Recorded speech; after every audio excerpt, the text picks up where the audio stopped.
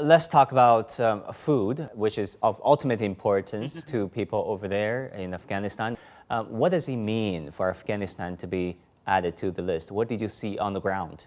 It underscores the unprecedented levels of hunger that we're seeing in Afghanistan and the really at high risk levels that they're just on the brink of famine-like conditions. In the latest assessment that we released back in May, in Gore province, we had 2 districts that fell into what we call phase 5, 20,000 people. And, just underscoring that really the situation in Afghanistan is extremely fragile. Households have exhausted all mechanisms that they have to be able to feed themselves.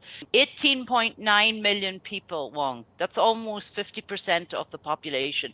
It's phenomenal. And 6 million of within that are one step away from what we call famine-like conditions.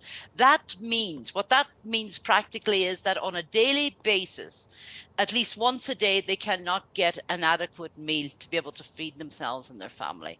Over the last year, the thing that has been most difficult from me is, the scale of the humanitarian crisis, but also the issues around women and girls have been particularly heartbreaking and difficult. To think that at 12 years of age, you cannot go to school if you're a girl, right? Because the schools for girls, adolescent girls, remain closed.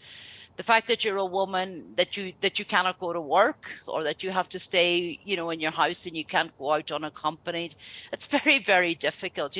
We still have our national female staff coming to work, but in many sectors, they're not able to go to work. And many of these women are the breadwinners for their household. And after many decades of conflict, Afghanistan has a huge number of widows. Young widows, old widows, men who've been lost in the conflict. They're the only breadwinner for their household, and it's very difficult for them.